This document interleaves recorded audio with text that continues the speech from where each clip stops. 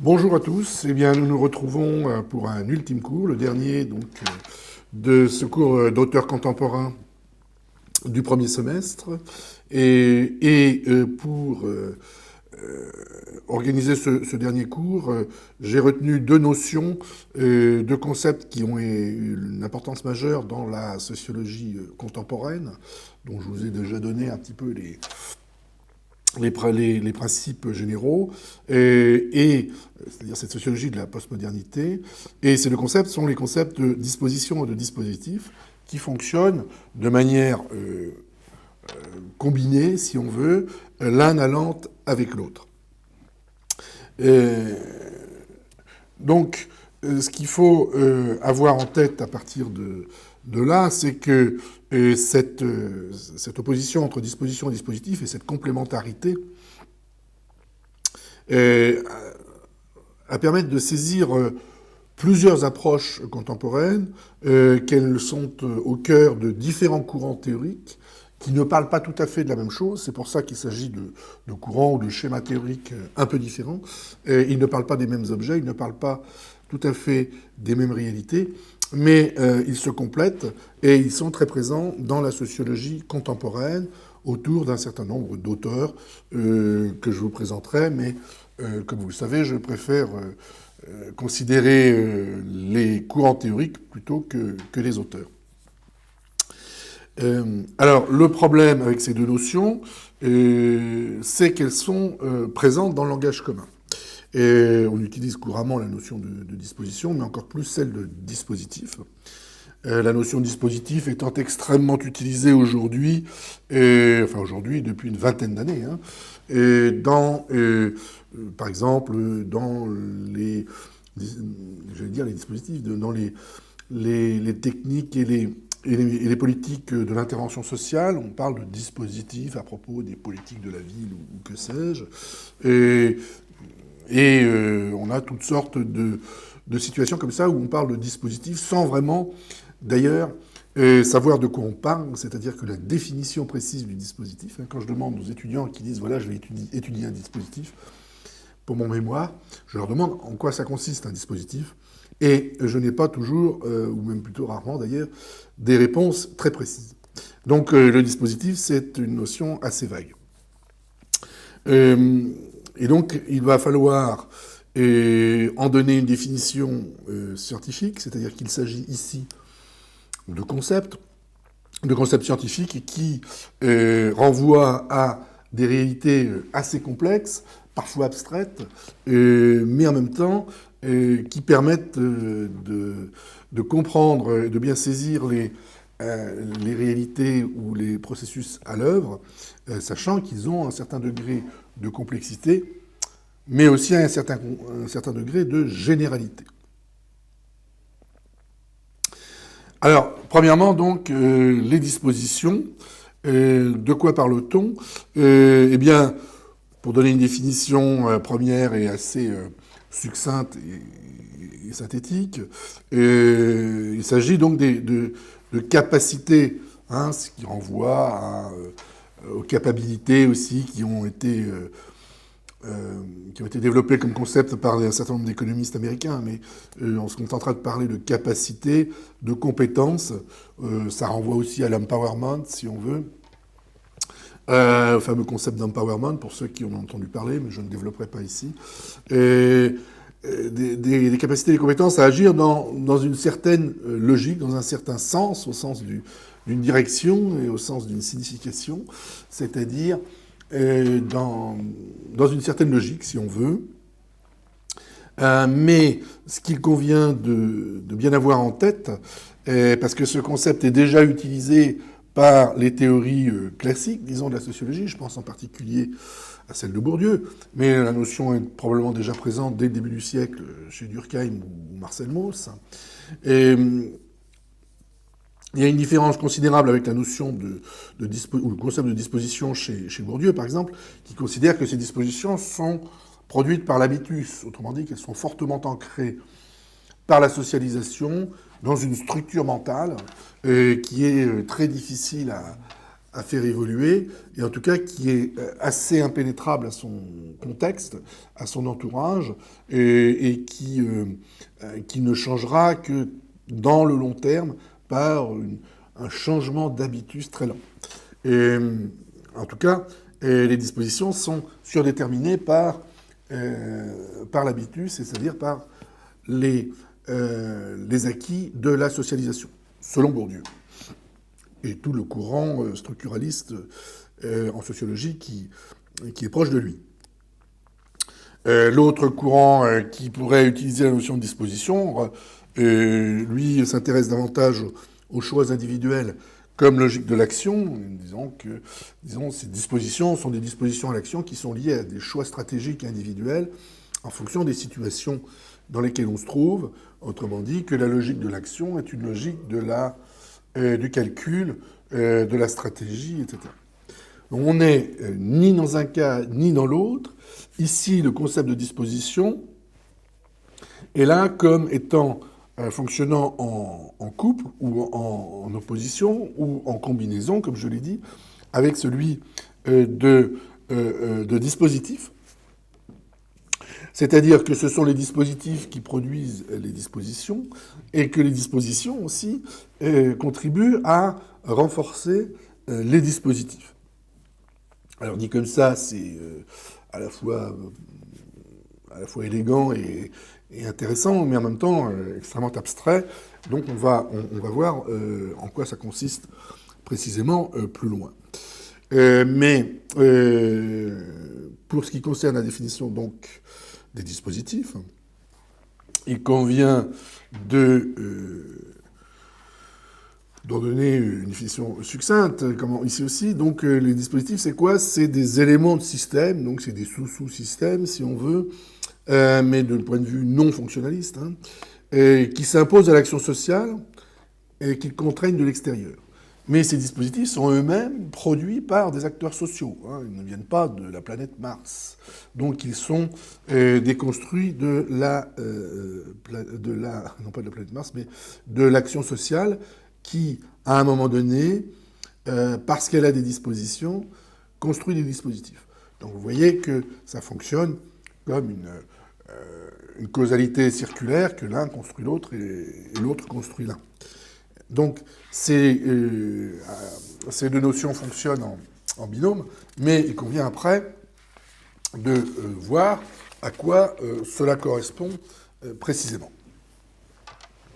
Alors, ça correspond à des choses assez variées selon ce dont on parle, et j'envisagerai principalement deux courants théoriques importants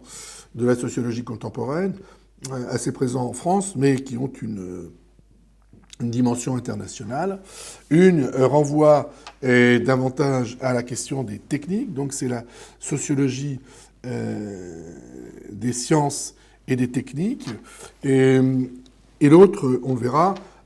traite de la question de la gouvernementalité, mais ce sont des dispositifs politiques, donc je vous expliquerai ce que signifie ce concept de gouvernementalité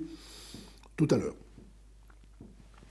Alors, commençons par la sociologie des sciences et la question des dispositifs techniques. Et je ne vous ferai pas un cours de sociologie des sciences, qui est un domaine important de la sociologie, qui existe depuis longtemps, et qui consiste à analyser en quoi les sciences, en particulier les sciences de la nature, la physique, la chimie, la biologie, etc., contribuent à élaborer l'ensemble du fonctionnement de la société et à jouer un rôle dans l'histoire. Donc il s'agit d'étudier ce que font les scientifiques, ce qu'ils produisent comme discours, la manière dont il est reçu dans le public, c'est-à-dire pas simplement par la lecture de journaux scientifiques, mais surtout comment des objets techniques ou des objets scientifiques ont un succès économique, disons, ou pas.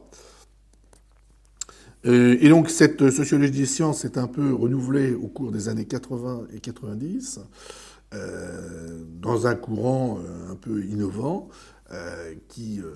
s'appelle, enfin il y a plusieurs appellations, mais on l'appelle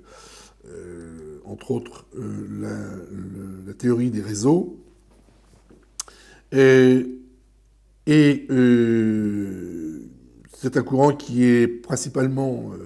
né en Angleterre, autour d'un certain nombre d'auteurs et autour d'une certaine revue de sociologie, mais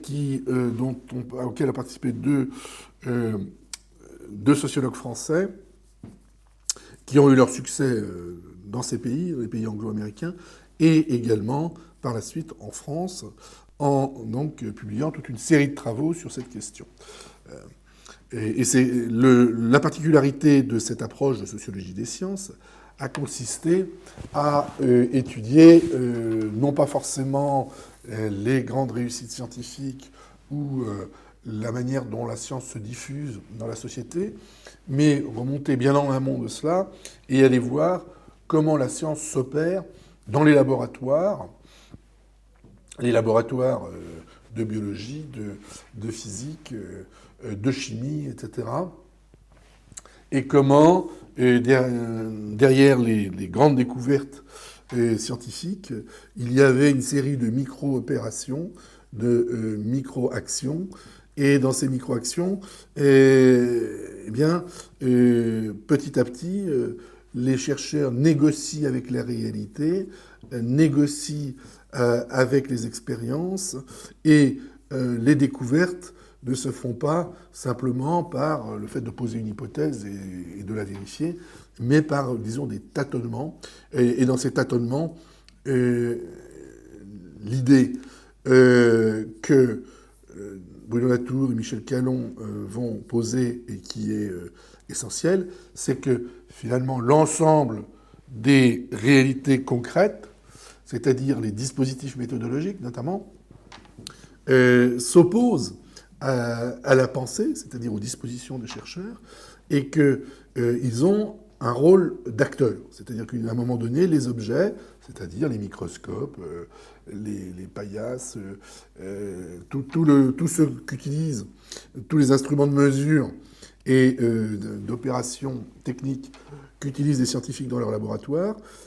constituent non pas simplement un biais, mais constituent des sortes d'acteurs qui renvoient des logiques qui ne sont pas nécessairement les logiques attendues par les scientifiques. C'est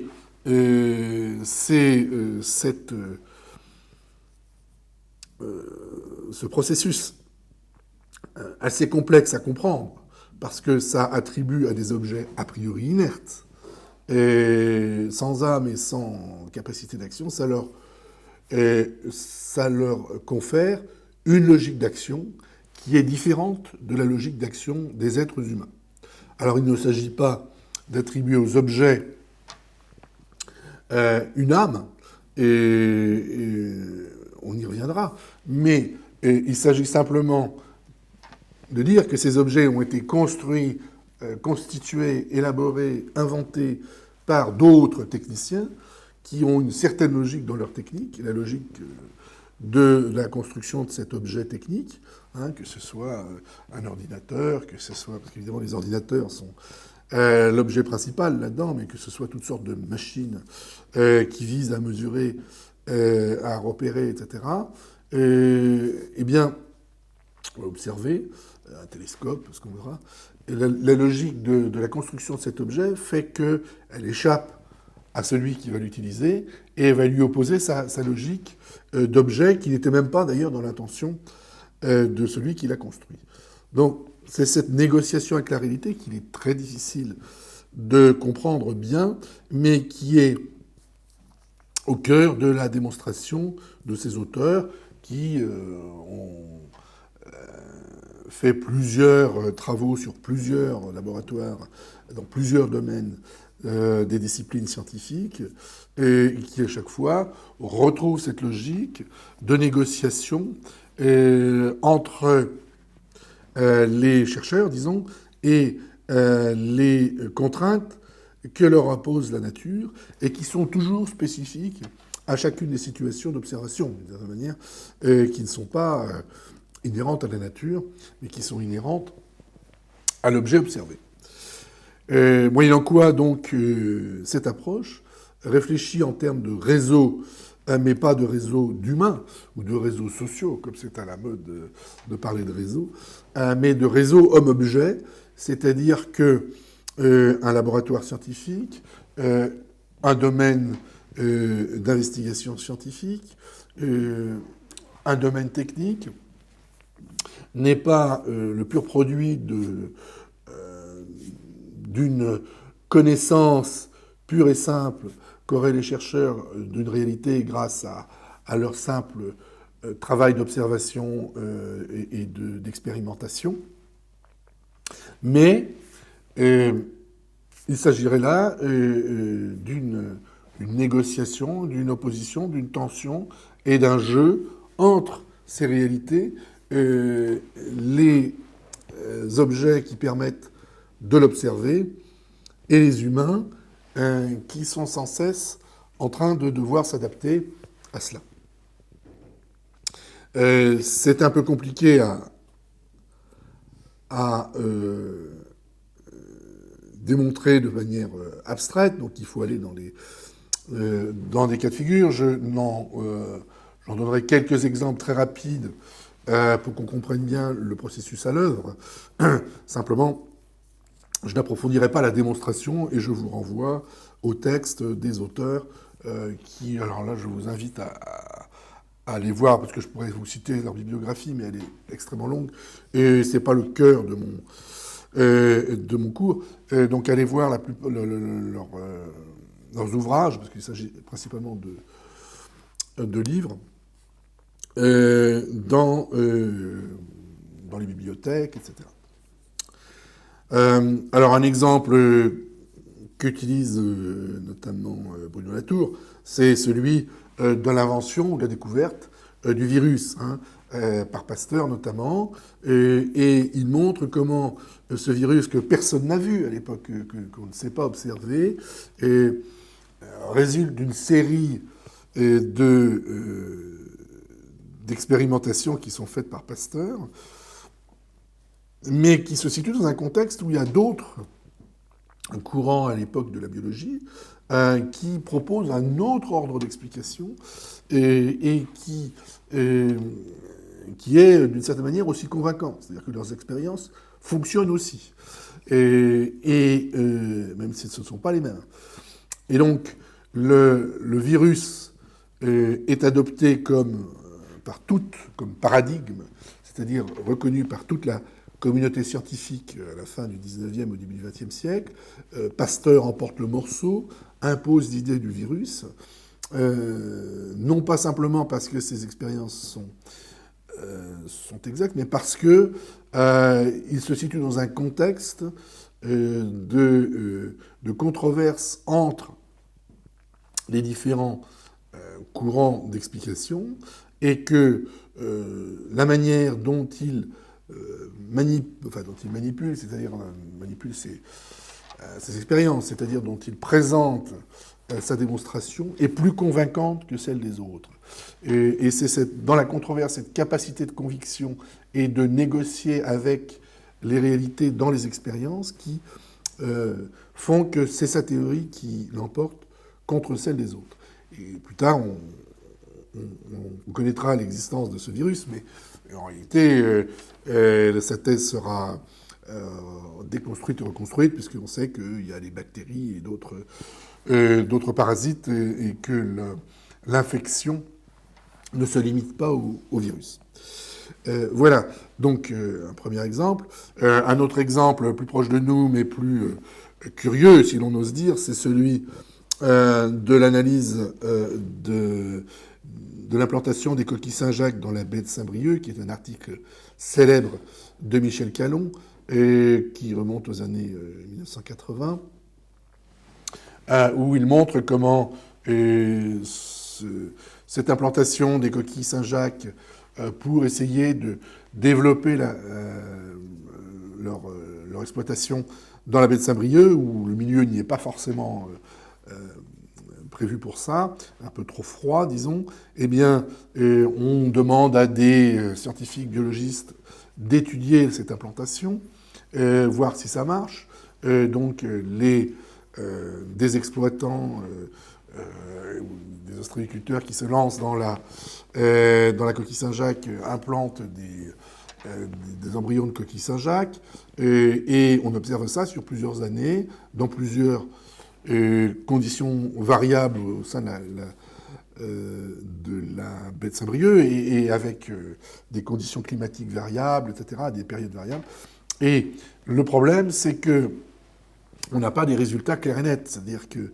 certaines coquilles Saint-Jacques se développent, d'autres pas. On ne sait pas bien pourquoi ces coquilles Saint-Jacques se développent dans certaines circonstances et pas d'autres. Et de ce fait, si vous voulez, les scientifiques sont embarrassés pour donner une réponse qui leur est demandée, qui est: est-il possible d'implanter des coquilles Saint-Jacques dans la baie de Saint-Brieuc? Et donc il faudra négocier, nous explique Bruno Latour, entre les politiques qui souhaitent développer cette activité économique, les exploitants eux-mêmes, futurs exploitants qui ont une certaine demande mais sous certaines conditions, les scientifiques qui donnent des résultats mais qui ne sont jamais satisfaisants pour les autres, et les coquilles Saint-Jacques, puisque les coquilles Saint-Jacques ont une logique qui leur est propre d'une certaine manière et qui n'est pas facilement compréhensible pour les humains. Et donc il va falloir faire un arbitrage pour interpréter d'une certaine manière l'attitude des coquilles Saint-Jacques et ensuite décider si on peut les implanter ou pas. Voilà donc l'idée. Évidemment, les coquilles Saint-Jacques n'ont strictement aucune intention, aucune logique propre qui serait celle d'une âme ou d'un esprit ou de ce qu'on voudra, d'une intelligence des coquilles Saint-Jacques, mais elles ont une logique qui n'est pas saisissable facilement par les humains. Or, les humains ont besoin d'appliquer une logique et donc vont négocier, entre guillemets, s'adapter aux contraintes que leur offrent les coquilles Saint-Jacques. Et donc, ici, on a affaire à... quand on parle de disposition, il s'agit des attentes que peuvent avoir les humains et donc des négociations qu'ils ont entre eux pour faire en sorte que l'exploitation soit possible ou pas. Et puis, on a un dispositif, et le dispositif, c'est l'observation de ces coquilles Saint-Jacques, la manière de faire des expériences pour les faire se développer, observer leur développement ou leur non-développement. Et en définitive, les coquilles Saint-Jacques, elles, participent de ce dispositif et en sont un peu le principe actif qui s'oppose aux dispositions des humains. Donc, on voit comment ces réseaux entre les hommes et les objets, c'est aussi une logique d'opposition et de tension entre les dispositions et les dispositifs. Un autre exemple qui est cité et étudié par Bruno Latour cette fois, c'est un projet technologique, plus précisément, qui s'appelle Aramis, qui avait été élaboré dans les années 70, qui consistait à un train à grande vitesse, bien avant que le TGV existe. Et ce train à grande vitesse devait rouler non pas rouler justement, mais circuler sur une voie spéciale qui était suspendue au-dessus de la campagne. Et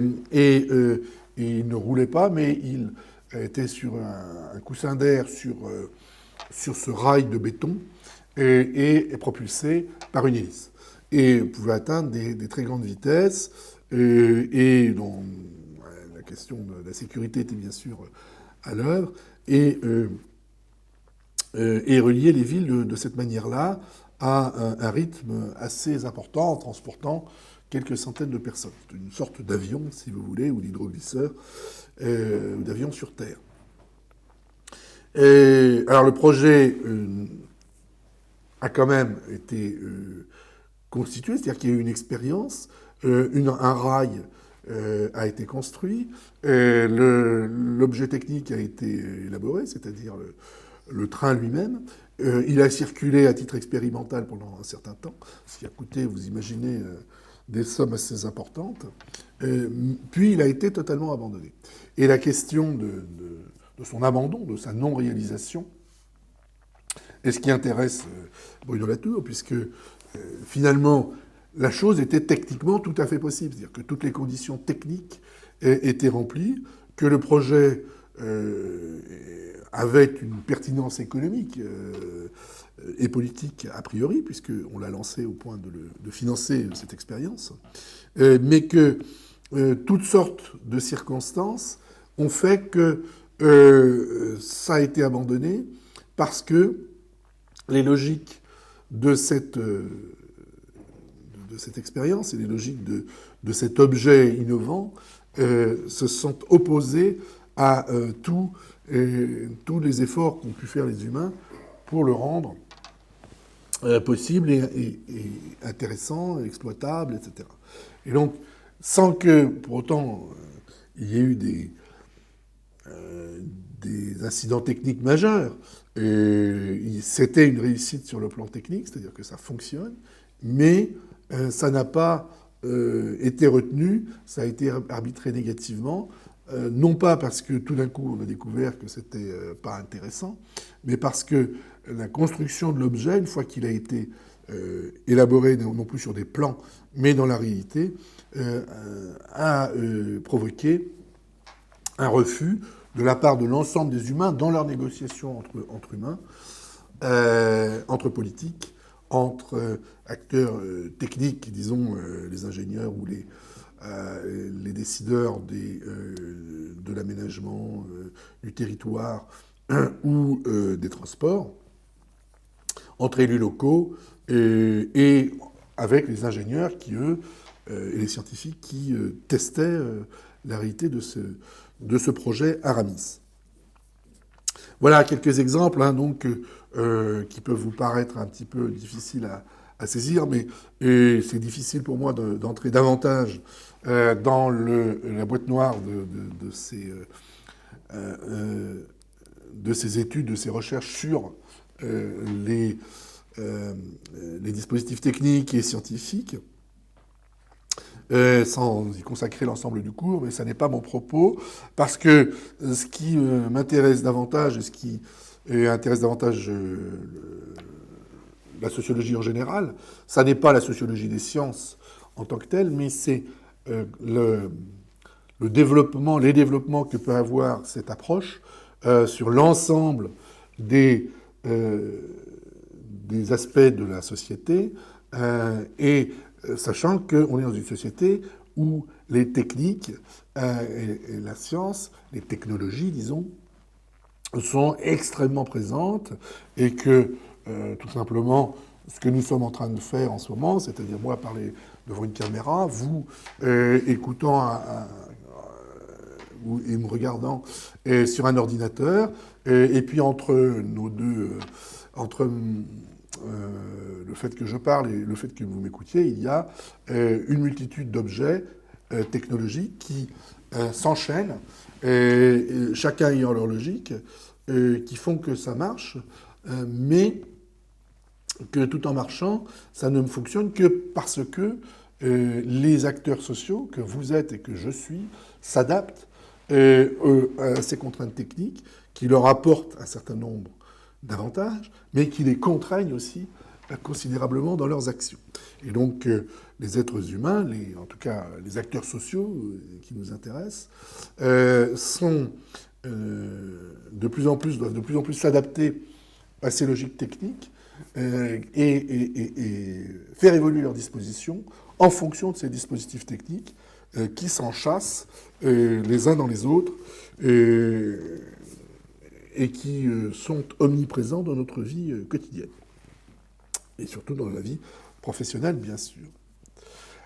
Donc, ce qui est intéressant, c'est ces dispositifs techniques au-delà de la science et qui considèrent qu'à un moment donné, c'est une grande question, finalement, de l'histoire de l'humanité. Est-ce que c'est les technologies qui font l'homme? Est-ce que c'est la roue qui révolutionne ensuite l'agriculture, etc., l'invention de la roue, tout simplement, ou est-ce qu'à un moment donné, les êtres humains inventent la roue parce qu'ils ont envie de changer leur histoire et qu'ils ont envie, et qu'ils trouvent pertinent en tout cas, et de développer une nouvelle forme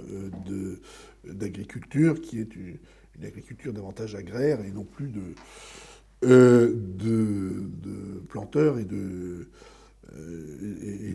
d'éleveurs. Donc c'est une vieille histoire, une vieille question anthropologique sur l'histoire de l'humanité et qui est transposée ici sur une dimension sociologique de la contemporanéité, sachant que cette contemporanéité n'est plus simplement une histoire de roues ou de machines à vapeur, mais c'est une histoire de multiplication des objets techniques qui envahissent la vie quotidienne et qui surdéterminent les actions humaines, et en même temps, ces actions humaines restent maîtres des objets techniques, c'est-à-dire qu'ils peuvent... les objets techniques sont eux-mêmes élaborés par des humains et sont utilisés par des humains qui peuvent en faire ce qu'ils veulent, c'est-à-dire décider, avec leur ordinateur, d'écrire un roman, de regarder les cours du Suède et ensuite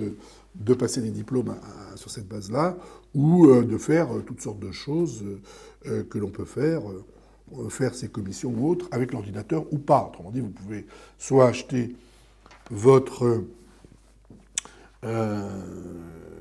perceuse sur Internet, ou vous pouvez aller dans le magasin l'acheter, ou vous pouvez même combiner les deux, le regarder d'abord sur Internet, l'acheter dans le magasin. Voilà. Mais si vous l'achetez sur Internet, eh bien, le passage par l'objet technique tend à déterminer votre action. Donc, nous sommes dans une société où les dispositifs, qui sont les objets technologiques, sont sans cesse soumis, comme la méthode scientifique, par exemple, pour élaborer ces objets, à des dispositions, c'est-à-dire à la manière dont les créateurs de ces objets pensent leurs usages, que ce soit dans une dimension technique ou dans d'autres dimensions, par exemple, qui sont esthétiques. C'est-à-dire que la question de savoir si on achète un téléphone, un smartphone, comme on l'appelle, et pour des raisons strictement techniques, c'est-à-dire par la facilité d'usage ou l'ensemble des usages très compliqués qu'il a, ou pour des raisons esthétiques, parce qu'il est beau et parce que ça fait chic d'avoir ce genre de téléphone, c'est une vraie question sur laquelle il n'y a pas de réponse, mais sur laquelle le technicien doit envisager ces deux aspects. Il y a quelque chose qui a une puissance technologique et une vertu marketing, si on veut, et combiner les deux. Et c'est là que s'élabore, si vous voulez, la puissance de l'objet technique, et une fois qu'il est construit, le smartphone échappe à la fois à son fabricant, parce qu'il se vend ou il ne se vend pas, et on ne sait pas très bien pourquoi, et échappe aussi à son usager, puisque cet objet technique, on le sait, peut avoir des fonctions que l'usager ignore, qu'il n'utilise pas, alors qu'il pourrait les utiliser, mais aussi des fonctions comme celle de pouvoir être repéré par fonction GPS, etc. Voilà un petit objet qui nous concerne, mais je pourrais vous en citer d'autres qui sont à un niveau technique beaucoup plus élaboré et qui impactent beaucoup plus de monde et qui ont une dimension politique que n'a pas le smartphone.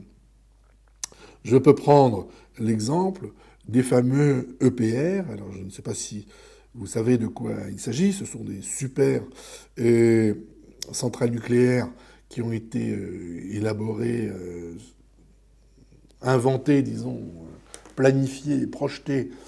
par des grandes entreprises françaises, Areva pour ne pas la nommer, et pour produire beaucoup d'électricité avec moins de combustible, et qui suppose donc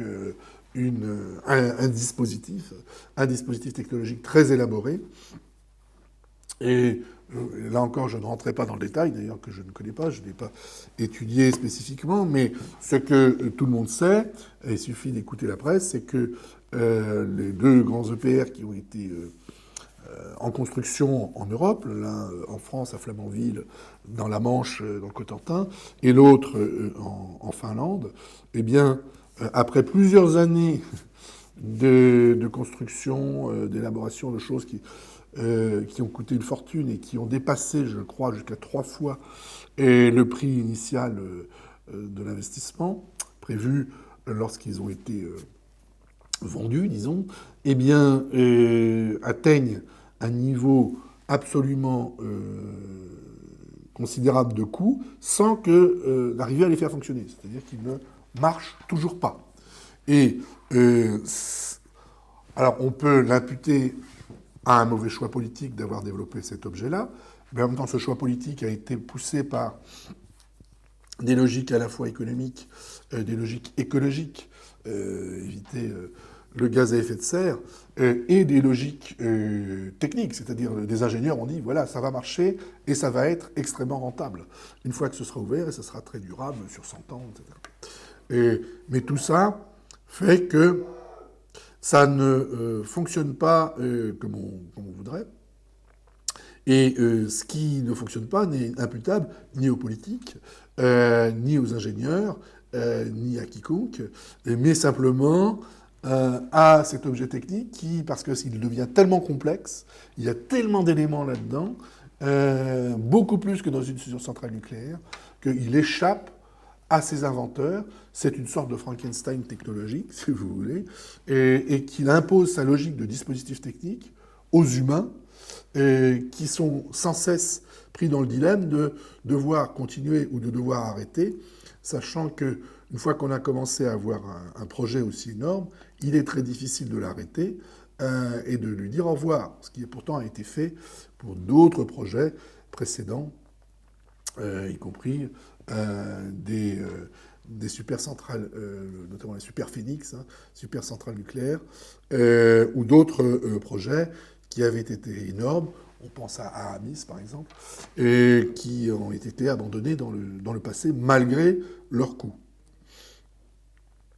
Mais l'idée ici, c'est que les dispositifs techniques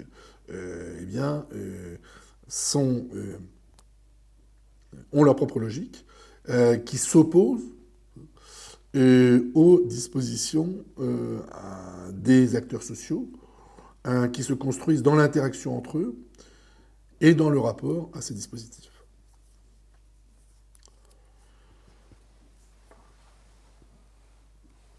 Donc si on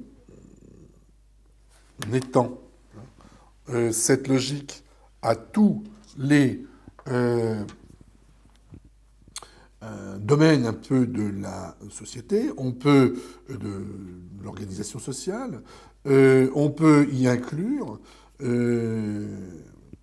bien sûr l'ensemble de l'activité industrielle, puisque chaque entreprise industrielle, les usines, autrement dit, ont des objets techniques qui sont de plus en plus élaborés et dont les logiques peuvent échapper aux intentions qui mettent ceux qui les élaborent, c'est-à-dire les ingénieurs, mais aussi ceux qui font les choix économiques, par exemple, les entrepreneurs, qui à un moment donné ne maîtrisent plus les effets. On peut l'appliquer aux logiques urbaines, qui, quand on élabore une ville, la ville ne s'élabore pas, vous direz-vous, elle est construite dans l'histoire, mais il y a l'histoire, et puis il y a des choix qui sont faits par des architectes, par des urbanistes, par des politiques, par des municipalités ou des départements, etc., et qui font qu'on a des villes tentaculaires. Je pense ici, par exemple, évidemment, à la grande couronne parisienne, mais on pourrait prendre d'autres grandes villes, Lyon, Marseille, etc., pour la France, où l'ensemble de cette ville fait que, de cette conurbation, on devrait dire, fait qu'elle a une logique qui échappe à ce que veulent les habitants, à ce que veulent les politiques, à ce que veulent les urbanistes. Et qui fait que, pour prendre un exemple, par exemple, en région parisienne, on sait qu'une bonne partie de l'activité économique est à l'ouest de Paris, et une bonne partie des, de l'espace où les gens habitent est plutôt à l'est, hein, au nord-est, entre le nord-est et le sud-est, et plein est, Marne-la-Vallée, etc. Et donc, on a un problème de transport des salariés qui vont de l'est à l'ouest et qui suivent le même chemin en même temps et qui créent un problème technologique qu'on n'arrive pas à dépasser, c'est-à-dire que c'est le fameux RER-A, pour ceux qui connaissent, cette ligne qui va de l'est à l'ouest et réciproquement, et qui est saturée en nombre de passagers. On a rajouté, on a amélioré les rames en mettant des rames à 2 étages pour accueillir plus de monde, mais là encore, ça a attiré plus de monde, ça ne suffit pas. Et donc, les trains tombent en panne, la ligne est saturée, on n'arrive pas à réparer le matériel. Enfin bref, c'est une limite absolue que personne ne sait résoudre à court terme, et que probablement que si on ouvrait une deuxième ligne parallèle, eh bien, le problème reviendrait 10 ans plus tard, ou 5 ans plus tard, ou 10 ans plus tard, puisque du coup, l'urbanisme continuerait à suivre cette logique. Donc vous voyez comment la combinaison des techniques d'urbanisme, de transport, etc., provoque des effets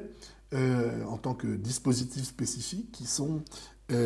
sont plus maîtrisables par les humains, même les plus intelligents, et que la science technologique, le savoir technologique de tous ceux qui tentent de maîtriser cela n'est plus suffisant, ce qui explique que, par exemple, on n'arrive plus à gouverner la société d'une manière qui soit logique, parce qu'on ne sait pas quels sont les bons choix qu'ils peuvent faire. Et donc, on peut avoir... Tous les projets sont remis en cause de cette manière-là, avec cette idée que ça peut échapper à la logique humaine, et que à chaque fois qu'on fait un projet, que ce soit un aéroport comme le nouvel aéroport de Nantes, ou que ce soit un barrage comme le fameux barrage de Sivins, ça peut avoir des conséquences qu'on ne maîtrise pas. C'est la même chose en économie et dans la finance, puisque, à un moment donné, la crise de 2008 était quelque chose qui n'a été voulu par personne, mais qui est un effet des dispositifs financiers et économiques. L'environnement, je viens de vous en parler avec le barrage de Sivins, mais évidemment, l'exemple le plus à la fois basique et en même temps gigantesque, c'est les effets, c'est l'effet de serre et les effets donc de la diffusion du CO2 dans l'atmosphère, que on ne peut pas arrêter du jour au lendemain. D'ailleurs, même si on l'arrêtait du jour au lendemain, le problème de l'effet de serre continuerait, mais il est impossible d'empêcher les avions de circuler, les automobiles, les centrales thermiques électriques, enfin, tout ce qui produit du CO2, on ne peut pas l'arrêter du jour au lendemain, sinon l'ensemble de l'économie, l'ensemble de la société s'effondrerait, et nous ne pourrions pas faire ce que nous sommes en train de faire en ce moment, qui consomme de l'électricité, etc. Même si le fait d'être à distance, probablement, économise du déplacement automobile. Et puis, évidemment, ce qui constitue un chantier qui, pour l'instant, n'a pas été suffisamment exploité par la sociologie, c'est l'ensemble de cette technologie virtuelle, de tout ce qui est lié à ce qu'on appelle les TIC, les technologies de l'information et de la communication, mais cette appellation est un peu courte, parce que derrière, il y a une multitude de rationalités qui doivent être prises comme telles, et qui ne se résument pas simplement aux effets d'Internet ou des réseaux sociaux ou quelques autres choses. On a ce dont on parle de plus en plus, le fameux big data, hein, c'est-à-dire le stockage monumentale de données sur l'ensemble de ce qui se fait dans la société, etc. Et qui, évidemment, le fait de stocker cette information a son importance, c'est-à-dire qu'elle permet d'orienter un certain nombre d'actions sociales, mais elle a pour inconvénient aussi de faire perdre la mémoire humaine, c'est-à-dire que si c'est stocké dans des disques durs, ça n'a plus besoin d'être dans la mémoire humaine. C'est l'effet Wikipédia. Si c'est sur Wikipédia, alors il n'y a plus besoin d'imprimer des livres, des encyclopédies, et les étudiants ont l'impression qu'il n'y a plus besoin d'apprendre des choses puisqu'elles sont sur Wikipédia. Donc c'est la mémoire technologique a tendance, même sans que les acteurs sociaux le souhaitent, a tendance à effacer la mémoire humaine. Et évidemment, les médias, l'ensemble des médias est prisonnier de cette logique virtuelle qui fait que les nombres d'organes de presse sont obligés de fermer boutique ou de devenir uniquement sur Internet parce que le modèle économique, comme on dit, n'est plus viable. Et par conséquent, ça a un effet, évidemment, sur la diffusion d'informations, etc. Et l'autre chose qui a été peu exploitée, mais qui commence à devenir un objet d'inquiétude, en tout cas d'étude, faute d'inquiétude, ce sont les algorithmes. Les algorithmes, c'est des ordinateurs. Il ne s'agit pas simplement de données, là, mais il s'agit de capacité de réflexion. Et les algorithmes s'enchassent les uns dans les autres, communiquent les uns avec les autres, et à un moment donné échappent, là encore, comme le monstre de Frankenstein, à leur fabricants ou à leurs usagers. Et bon, alors, pour ceux qui connaissent la science-fiction, et la préoccupation principale d'une certaine science-fiction, on pense au fameux robot d'Asimov, mais cette réalité, ce ne sont pas des robots qui sont humanoïdes ou androïdes, qui ressemblent à des humains, comme dans toute la science-fiction. Ce sont des robots qui, en plus, ne sont pas visibles, parce que si c'était visible sous la forme de corps technologiques vaguement androïdes, on pourrait s'en inquiéter. C'est pour ça que ça ne marche pas très bien, d'ailleurs, les robots androïdes qui ressemblent à des humains. En revanche, les algorithmes fonctionnent sans qu'on les voie. C'est-à-dire qu'on envoie une information qui ensuite est traitée et nous revient, et traitée à une vitesse qui échappe à l'intelligence humaine. C'est notamment le problème qu'ont la finance, c'est-à-dire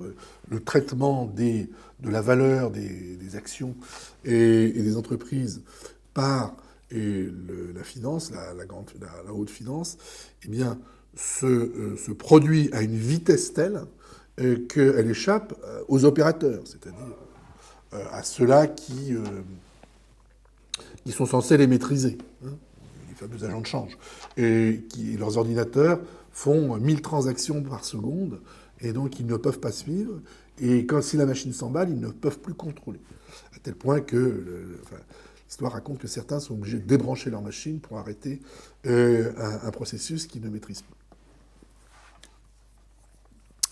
Et donc, les acteurs sociaux sont sans cesse obligés de s'adapter à ces dispositifs et de faire évoluer leur disposition à l'action en fonction de ces dispositifs. Et on voit que cette logique où les dispositions à l'action, c'est-à-dire les logiques d'action des acteurs sociaux, des êtres humains, tout simplement, le fait de décider de faire telle ou telle chose à n'importe quel niveau, que ce soit à un niveau politique, national ou international, ou que ce soit à un niveau intrafamilial. Par exemple, doit-on acheter une tablette à nos enfants de 7 ans ? Et quelles sont les conséquences ? Sachant que la tablette devient un personnage dans la famille, hein, un personnage qui a autant d'impact que s'il y avait un petit frère ou que sais-je. Hein, parce qu'il joue un rôle majeur, enfin, la tablette ou n'importe quel objet qui permet de jouer à des jeux, par exemple, et les usages qu'on en fait, etc. Tout ça devient extrêmement déterminant et qu'il faut faire évoluer par exemple, ces dispositions éducatives vis-à-vis des enfants en fonction de ces objets technologiques qui ne sont pas simplement des objets comme ça, comme un jouet, qui peuvent aussi avoir un rôle spécifique et avoir provoquer une certaine réalité. Mais ici, cet objet est tellement animé, a tellement une logique propre, que les humains, c'est-à-dire les parents en l'occurrence, en perdent peu ou prou le contrôle. Voilà, j'en ai terminé avec cette approche. Donc vous voyez que c'est un chantier, c'est quelque chose un chantier qui est ouvert par la sociologie des sciences de Latour et de Calon, qui pose la question de la négociation et des réseaux entre les hommes et les objets, et que cette logique-là et cette approche-là, si elle n'est sûrement pas la seule approche qu'on peut avoir au plan théorique de la société, est une approche qui devient aujourd'hui un degré d'interrogation majeur, un questionnement majeur, et sur lequel ces notions de disposition, de dispositif, de réseau homme-machine ou homme-objet, voilà, tous ces aspects-là sont au cœur de ces interrogations et permettent de les saisir mieux qu'avec simplement des notions assez anciennes dans la matière, ou le fait de considérer que les hommes maîtrisent des machines et que ce n'est pas un enjeu. Voilà, on va ensuite évoquer les dispositifs politiques et la question de la gouvernementalité, donc deuxième partie de ce cours.